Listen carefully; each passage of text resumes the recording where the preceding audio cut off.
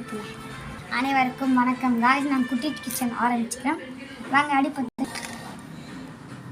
அடுப்புலலாம் எரியிட்டேன். இருங்க காய்ஸ், வெறும் வைக்க தீ எரியணும்.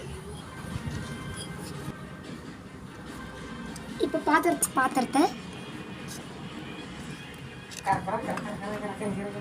அடுப்பு பற்ற வச்சிட்டேன் காய்ஸ்.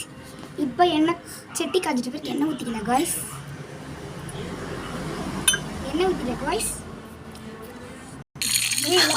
முதல்ல நிறைய தண்ணியை சுண்டடா அப்படியே போட்டு நீ சொல்லிட்டு காய்ஸ். கடுகு போட்டுட்டோம். இப்போ கரண்டி எடுத்துக்கலாம். கொஞ்சம் கொஞ்சமாக போடணும். போட்டுட்டு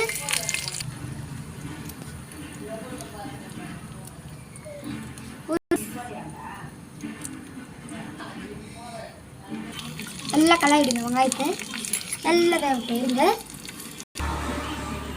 தக்காளி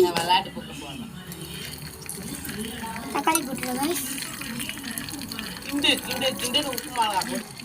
உப்பு மட்டும் போட்டு கலாரிக்கணும். இப்போ ஒரு முறை நல்லா கலந்து விட்டுக்கலாம். காரத்துக்கு ஏற்ப மிளகாய் தூள் தேவையான அளவு போட்டுட்டு கலக்கிக்கலாம். கொஞ்ச நேரம் கொதிக்கணும் காய்ஸ். நல்லா கலர்றா.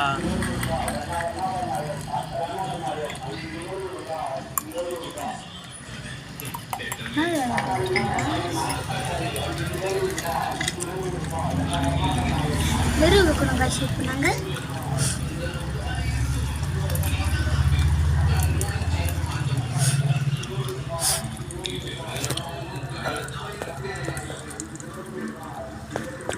வெறும் வச்சுன்னு காய்ஸ். வாங்க அரிசி கழுவி இருங்க காய்ஸ், அரிசி கழுவிக்கலாம். ஃபஸ்ட்டு உப்பு தண்ணி ஊற்று. இப்போ அரிசி கழுவி மாட்டு தண்ணி ஏறப்பா அரைச்சி மாட்டு தட்டி ஊற்றிக்கலாம். மாட்டு தட்டியில் ஊற்றிட்டு அரிசி 2 தடவை அழைச்சிக்கணும்.